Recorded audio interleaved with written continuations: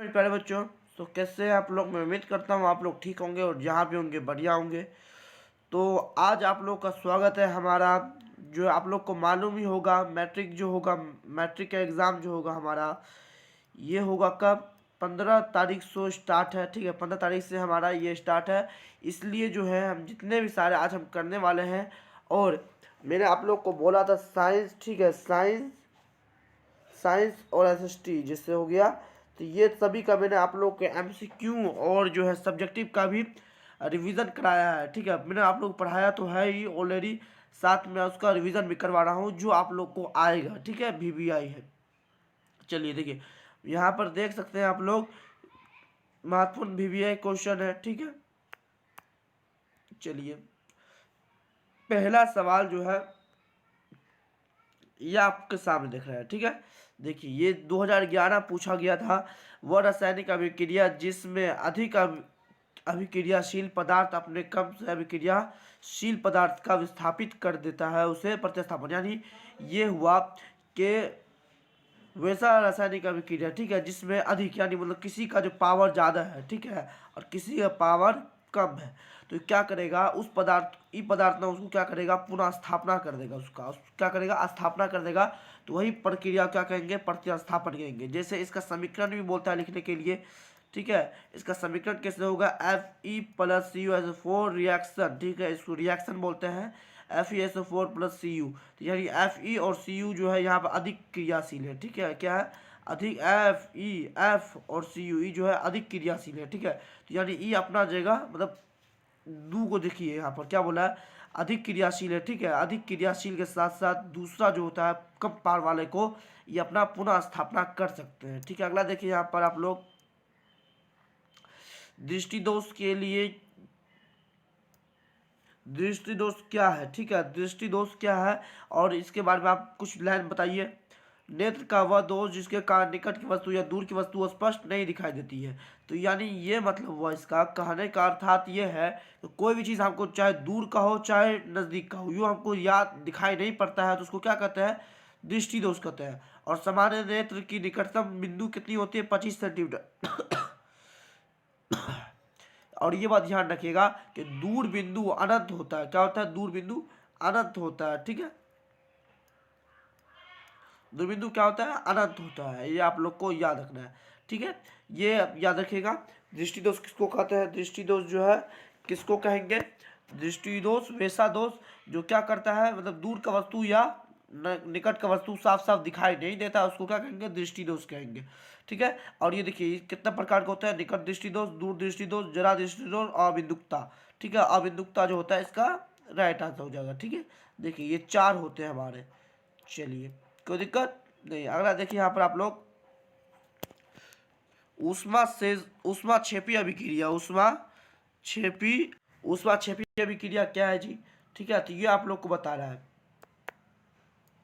ये क्या है, ऊष्मा क्षेपी अभिक्रिया जो है ये कौन सी अभिक्रिया है, ये आप लोग को बताना है। देखिए ऊष्मा क्षेपी अभिक्रिया वैसा रासायनिक अभिक्रिया जिसमें ऊष्मा क्या होता है, ऊष्मा का यानी ऊष्मा जो होता है ये उत्सर्जन होता है, बाहर निकलता है। ठीक है, ऊष्मा क्या होता है, बाहर निकलता है, ऊष्मा क्षेपी। और ऊष्मा शोषी यानी ऊष्मा को सोचता है, यानी मतलब अपने अंदर खींचता है। ठीक है, तो उसको क्या कहेंगे, ऊष्मा ऊष्मा देखिए यहाँ पर मैं आप लोग को दिखाता हूँ। देखिए ऊष्मा क्षेपी,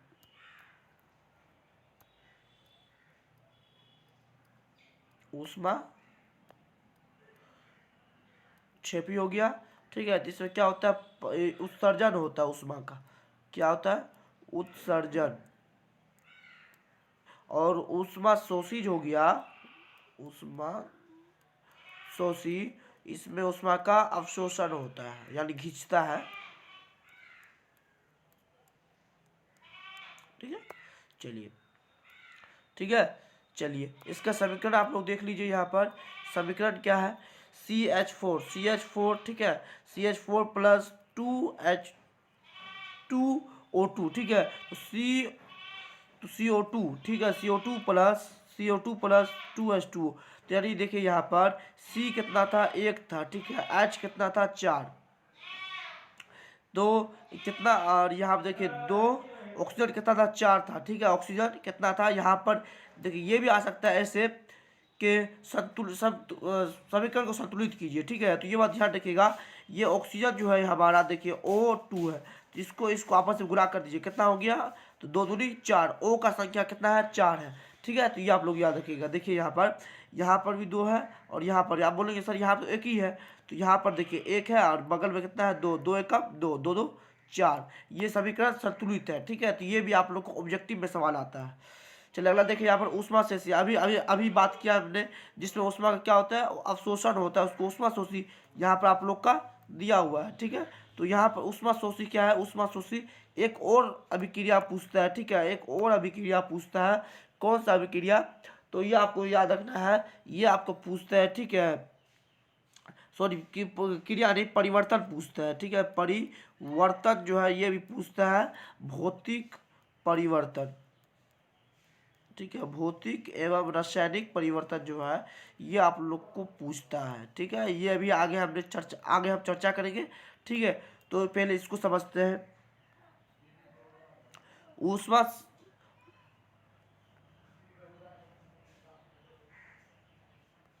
देखिए जिस ऊष्मा का क्या होता है, शोषण, यानी ऊष्मा अपने आप क्या करता है, घिसता है। ठीक है, तो उसको क्या कहते हैं, ऊष्मा शोषी अभिक्रिया कहते हैं। जैसे C+H2O बराबर प्लस ऊष्मा। ठीक है, यानी ऊष्मा दे रहा है इसमें, तो ऊष्मा अगर देगा तो क्या बनेगा, CO+H2, यानी कार्बन मोनोऑक्साइड और हाइड्रोजन बनेगा। ठीक है, अगला देखिए यहाँ पर आप लोग, ठीक है, तो यहाँ पर आप लोग देख सकते हैं। ठीक है, यहाँ पर आप लोग देख सकते हैं उत्तर दर्पण, अवतल दर्पण क्या है, उत्तल दर्पण और अवतल दर्पण में क्या है, उत्तल दर्पण है, उत्तल दर्पण और अवतल दर्पण और समतल दर्पण में का उपयोग लिखना है। ठीक है, तो उत्तल दर्पण का यहाँ दिख रहा होगा आप लोग को, उत्तल दर्पण का दिख रहा होगा कि उत्तल दर्पण का उपयोग क्या होता है, मोटर गाड़ी, यानी गाड़ी और मोटरसाइकिल और में होता है, साइड मिरर के रूप में, ऐना के रूप में, जिसमें अपना चेहरा देखते हैं। ठीक है, उत्तल दर्पण का प्रयोग किस में होता है, कोई भी छोटा वस्तु को प्रतिबिंब बनाने के लिए किया जाता है। ठीक है, और क्या अवतल दर्पण क्या होगा, बड़ा दाढ़ी बनाने के लिए डॉक्टरों के पास होगा, और ये कोई भी चीज़ बड़ा करके दिखाता है। ठीक है, ये बात ध्यान रखिएगा। समतल दर्पण जो है, ये देखिए समतल दर्पण का उपयोग क्या होगा, ये यानी मतलब समतल दर्पण का उपयोग जो होगा, ठीक है, ये क्या होगा, एक से अधिक प्रतिबिंब बनाने के लिए होगा, और अपना चेहरा देखने के लिए घरों में इस्तेमाल होता है ये। ठीक है, तो ये हो जाएगा हमारा। अगला देखिए यहाँ पर,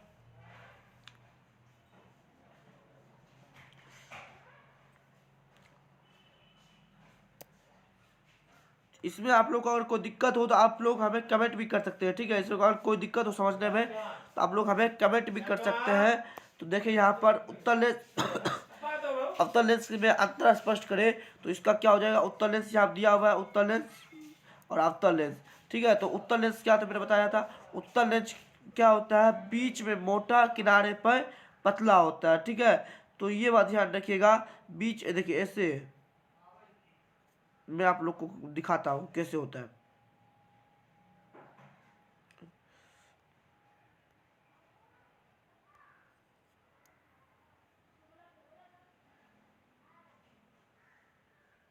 ठीक है, चलिए ये देखिए बीच में मोटा है, बीच में क्या है, मोटा, और ऊपर में थोड़ा पतला है, तो ये होता है उत्तल दर्पण। ठीक है, और अवतल दर्पण क्या होगा, अवतल दर्पण देखिए बीच में क्या होगा, पतला होगा, और कहते हैं साइड में मोटा होगा। तो इसको दिखाते हैं आप, इसका भी क्या होता है, इसका कैसे होता है जी, तो ये होता है इसका। ठीक है, ये होता है इसका अवतल दर्पण का। ठीक है, चलिए कोई दिक्कत नहीं। अब देखिए यहाँ पर इसका क्या होता है, उत्तल दर्पण का फोकस दूरी क्या होता है, धनात्मक होता है, और इसका ऋणात्मक, यानी ये अगर हाँ होगा तो ये क्या होगा, ना होगा। ठीक है, तो ये क्या होगा, अगर ये हाँ होगा तो ये ना होगा, यानी ये धनात्मक है तो ये ऋणात्मक होगा। ये छोटा करके दिखाता है तो बड़ा करके दिखाएगा। ठीक है, और ये अभिसारी है तो ये अपसारी होगा। ठीक है, ये इसका उल्टा हो जाता है, इसका ऑपोजिट हो जाता है ये। ठीक है, माइनस। उत्तल लेंस का उपयोग दूरदृष्टि दोष को ठीक करने में किया जाता है, और देखिए इसका उल्टा क्या होता है, दूरदृष्टि दोष का, दूरदृष्टि दोष का उल्टा क्या होता है, निकट दृष्टि दोष। तो इसका किस में इस्तेमाल किया जाता है, निकट दृष्टि दोष में। ठीक है, तो इसका जस्ट ऑपोजिट हो जाता है। ठीक है, अगला देखिए यहाँ पर 24 कैरेट सोना से आप क्या समझते हैं। देखिए कोई भी हमको आभूषण बनाना होता है ना, तो उसमें 24 कैरेट हमको इस्तेमाल करना होता है। कितना, कोई भी आभूषण अगर सोना का बनाएंगे तो शुद्ध सोना जो होता है 24 कैरेट होता है, और आभूषण बनाने वाला जो होता है ये 22 कैरेट का होता है। देखिए यहाँ पर शुद्ध सोना 24 कैरेट का होता है, यहाँ पर लिखा हुआ है शुद्ध सोना कितना कैरेट का, 24 कैरेट का। ये ऑब्जेक्टिव भी आएगा। यह बहुत मुलायम तथा नर्म होता है, ठीक है। ये क्या है, बहुत ही मुलायम होगा और नर्म होगा, जिससे आभूषण नहीं बनाया जा सकता, यानी ये आभूषण इससे नहीं बनाया जा सकता। इसमें क्या किया जाता है, थोड़ा कठोर पदार्थ बनाया, जैसे तांबा हो गया, चांदी हो गया, सब मिला के तब जाके बनाता है गहना और जेवर, और तभी हो जाता है कितना कैरेट का, जब इसमें तांबा चांदी मिलाता है तभी हो जाता है 22 कैरेट का। कितना कैरेट का हो जाता है, 22 कैरेट का, ठीक है। आभूषण बनाने में 22 भाग सोना तथा 2 भाग तांबा या चांदी मिलाया जाता है। देखिए ये भी आ सकता है आप लोग को कि आभूषण बनाने में कितना भाग सोना और कितना भाग तांबा या चांदी रहता है। तो ये याद रखिएगा, 22 भाग सोना और 2 भाग तांबा या चांदी होता है, ठीक है। अगला देखिए यहाँ पर ओजोन। देखिए ओजोन की बात अगर करें तो ये देखिए ओजोन क्या है। ओजोन जो है ये हमारा पृथ्वी हुआ, क्या हुआ, पृथ्वी। ये पृथ्वी हुआ हमारा, ठीक है। ये ये क्या हुआ, पृथ्वी। नीचे में क्षोभ मंडल, ठीक है, उसके ऊपर समताप मंडल, उसके ऊपर आयन मंडल, ठीक है, ऊपर में मध्य मंडल और बाह्य मंडल, ठीक है। तो ये बात ध्यान रखिएगा,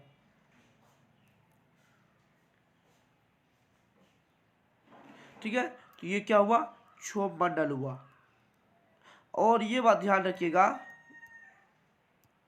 ये जो सप्ताप मंडल है, ये जो सप्ताप मंडल है, ये आप लोग क्या है जी, ये जो सप्ताप मंडल है, ठीक है, ये इसमें ही क्या है आप लोग को, क्या इसमें क्या है, ये इसी में ओजोन मंडल है, क्या है, ओजोन मंडल है। और ये ओजोन मंडल जो होता है ये पेरा बैगनी किरण का क्या करती है, ये पेरा बैगनी किरण से हमको बचाती है। अगर ये पेरा बैगनी किसी के शरीर पे आ गई तो ये कौन सा रोग होता है, तो ये होता है आप लोग को त्वचा कैंसर, ठीक है। तो और ये भी आ सकता है, ठीक है। अगला देखिए आप पीछे देखिए यहाँ पर ओजोन ऑक्सीजन का एक अपरूप है। क्या है, किसका अपरूप है, ओजोन जो है किसका अपरूप है, तो ये है ऑक्सीजन का, ठीक है। इसका संकेत क्या होता है, O3 होता है। क्या होता है, O3 होता है, ये आप लोग याद रखिएगा, O3 होता है, ठीक है। जो ऑक्सीजन का 3 परमाणु से, कितना परमाणु, 3 परमाणु से मिलकर बना होता है। ओजोन परत वायुमंडल के बाहरी सतहों में पाया जाता है। कहाँ दिखा पाया जाता है, बाहरी सतह में। और जो पेराबैंगनी किरण से आपको क्या करता है, मैंने बताया ना अभी आप लोग को कि पेराबैंगनी किरण से क्या करता है, ये हमको सुरक्षा देता है, ठीक है। अगला देखिए यहाँ पर प्रकाश का प्रकीर्णन से आप क्या समझते हैं। देखिए प्रकाश का प्रकीर्णन से अगर बात आ जाए, ठीक है, तो इससे सवाल एवं करता है, तो ये आप लोग को याद रखना है, ठीक है। प्रकाश के प्रकीर्णन से सवाल आता ही आता है जब प्रकाश की किरणें जो है एक कण से टकराकर सभी दिशाओं में फैल जाती है, ठीक है। तो इस घटना को प्रकाश का प्रकीर्णन कहते हैं। देखिए जैसे ये देखिए कोई पत्थर हुआ, ठीक है, कोई कण हुआ, ये कण जो है, ये कण मान लीजिए हमारा हुआ, ये कण हुआ हमारा, ये कण जो है हम क्या है, इससे क्या होता है, ये जो हमको टकरा के, जैसे सूर्य का किरण हुआ, यहाँ पर सूर्य का किरण आते आते टकरा टकरा के फैला गया, तो इसको क्या कहेंगे, प्रकाश का प्रकीर्णन कहेंगे। क्या कहेंगे, प्रकाश का प्रकीर्णन कहेंगे, ठीक है। तो ये क्या होता है, प्रकाश का प्रकीर्णन। प्रकाश के प्रकीर्णन के कारण ही आकाश का रंग नीला नीला दिखाई देता है। ये भी आ सकता है किसके कारण आकाश का जो रंग है ये नीला दिखाई देता है, ठीक है। तो ये वायुमंडल में क्या करता है, नीले रंग का प्रकीर्णन वायुमंडल, ये भी आ सकता है आप लोग को, ठीक है। ये भी आ सकता है वायुमंडल किस रंग का प्रकीर्णन सबसे अधिक है, तो ये होना चाहिए नीला। और ये याद रखिएगा आकाश जो होता है नीला प्रकाश के प्रकीर्णन के द्वारा नजर आता है, ठीक है। चलिए और अगला अगला देखिए यहाँ पर आवर्धन किसे कहते हैं, इसका ये आप लोग पढ़े होंगे मैथ में, ठीक है। मैथ में आप लोग पढ़े होंगे, ठीक है। ये उत्तरोत्तर आवर्धन पढ़े होंगे आप लोग, संख्या रेखा आप लोग पढ़े होंगे, तो उसमें है उत्तरोत्तर आवर्धन, ठीक है। आवर्धन मतलब होता है कोई चीज़ बड़ा करके दिखाने वाला, ठीक है। तो ये देखिए प्रतिबिंब की ऊंचाई तथा वस्तु की ऊंचाई का अनुपात आवर्धन क्या कहलाता है। देखिए कोई भी प्रतिबिंब है, ठीक है, प्रतिबिंब का ऊंचाई और उसका जो वस्तु का ऊंचाई, उसका अनुपात अगर हम ज्ञात करेंगे तो उसको आवर्धन कहते हैं। आवर्धन का जो किससे सूचित किया जाता है, एम से। और SI मात्रक क्या होता है, इसका मात्रक क्या होता है इसका, ठीक है, मात्रक नहीं होता है। और इसका भी क्या होता है, ये सूत्र होता है M बराबर V/U, ठीक है। ये बात ध्यान रखिए। अगला देखिए यहाँ पर ठीक है, मात्र 15 सवाल है आप लोग के लिए, और पूरा वीडियो देख के जाइएगा। वीडियो और पसंद आए हो, जरा सा भी नॉलेज का आप लोग को ऐसा लगा हो कि नॉलेज मिला है, तो आप लोग प्लीज़ सब्सक्राइब एंड लाइक कीजिएगा। ठीक है, चलिए, और बहुत ही जल्द आप लोग के लिए हमने लाइव जो होता है, ठीक है, लाइव क्वेश्चन का लाइव टेस्ट जो है ये आप लोग का हम लेंगे कल से। ठीक है, आप लोग को ग्रुप में मैसेज चला जाएगा, आप लोग को ये जो आप लोग व्हाट्सअप ग्रुप है, ये आप लोग व्हाट्सअप ग्रुप है हमारा ज्वाइन हो जाए, और वहाँ पर आप लोग को डेली जो है ये आप लोग को जो क्या किया जाएगा, आप लोग को MCQ टेस्ट जो होगा आप लोग को सारा VVI दिलाया जाएगा। ठीक है, चलिए, पीएच स्केल क्या है, तो उदासीन विलयन का पीएच मान कितना होता है। देखिए, उदासीन विलयन का कितना होता है जी, 7 होता है, ये बात ध्यान रखिएगा। ठीक है, किसी विलयन में उपस्थित क्या होता है, किसी विलयन में उपस्थित आयत में सांद्रता, मतलब आयत में, जैसे कि मान लीजिए किसी उपस्थित हाइड्रोजन आयन, यानी कोई हाइड्रोजन आयन है, ठीक है, तो उसमें क्या है, उसमें कितना सांद्र है, कितना तनु है, कितना दुर्बल है, कितना प्रबल है, ये सब जांचने के लिए जो होता है ये पीएच स्केल कहलाता है, जिसको आप मतलब जैसे बोलते हैं ना कि 1 किलो चीनी दीजिएगा, तो इसको नापने के लिए क्या तराजू इस्तेमाल करते हैं। ठीक है, तराजू, तो वैसे ही क्या होता है, ये जो हाइड्रोजन आयन में सांद्रता और तनु अब जो नापने के लिए जो स्केल इस्तेमाल किया जाता है उसको पीएच स्केल कहते हैं। ठीक है, उदासीन विलयन का मान कितना होता है, 7 होता है। किसी अम्लीय विलयन का मान कितना होता है, 0 से 7 होता है। जैसे यहाँ आप देख लीजिए, आप लोग यहीं पर स्केल बना कर दिखाते हैं आप लोग के लिए।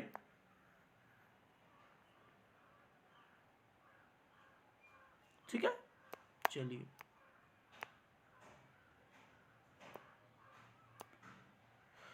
चलिए, अब देखिए ये क्या हुआ, 0 हुआ हमारा। ठीक है, ये 0 हो गया, ये 0, यहाँ पर 7, यहाँ पर 14। ठीक है, 0 से अगर 7 जाएगा तो एसिड होगा, अगर 7 पे ही रहेगा तो सोल्ट होगा यानी लवण, अगर 7 से आगे जाएगा तो क्या होगा, ये होगा बेस यानी क्षार। ठीक है, तो ये आप लोग को मैंने बता दिया पीएच मान बनाकर।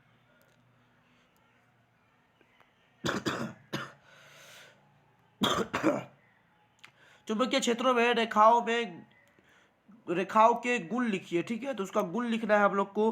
तो गुण लिखने के लिए क्या करेंगे, देखिए आप लोग चुंबकीय क्षेत्र रेखाओं के गुण इस प्रकार है। ठीक है, निम्न प्रकार है। कैसा है भैया, देखिए आप लोग। ठीक है, चुंबकीय क्षेत्र रेखा उत्तरी ध्रुव से निकलती है तथा दक्षिण ध्रुव में प्रवेश करती है। ठीक है, तो चुंबकीय, मान लीजिए चुंबक है तो क्या करो, उत्तर से निकलता है और दक्षिण में जाके पहुंच जाता है, उत्तर से निकलकर दक्षिण में पहुंचता है। ठीक है, चुंबकीय क्षेत्र रेखाएं चुंबक के अंदर दक्षिणी ध्रुव से निकलती है और जो होता है उत्तरी ध्रुव में प्रवेश करती है। तो इसका मतलब ये हुआ,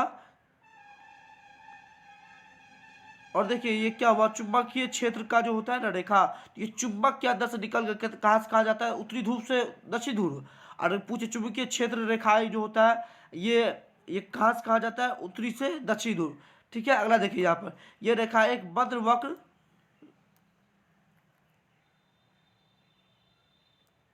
ये रेखा एक बद्र वक्र होती है। ठीक है, तो ये क्या होता है, ये वक्र मतलब होता है टेढ़ा मेढ़ा। ठीक है, टेढ़ा मेढ़ा होता है, वक्र टेढ़ा मेढ़ा होता है। ये रेखाएं कभी भी एक दूसरे को नहीं काटती है। ठीक है, नहीं काटेगी। जैसे हम लोग पढ़ते हैं ना प्रतिच्छेदी रेखा, समांतर रेखा, तो वही हाल होता है इसमें, कभी जिंदगी में नहीं काटेगी ये रेखा। ठीक है, देखिए चुंबकीय क्षेत्र के बाद दोनों ध्रुवों पर पे अधिक होता है और चुंबक के बाद में चुंबकीय क्षेत्र का मान कम होता है। ठीक है, तो ये बात ध्यान रखिए, चुंबक क्षेत्र जो होता है ये दोनों ध्रुवों पर मान जो होता है अधिक होता है। ठीक है, और लेकिन चुंबक का मध्य में बीच में जो होगा इसका मान कम होगा। जैसे मान लीजिए ये हुआ हमारा चुंबक आयताकार का।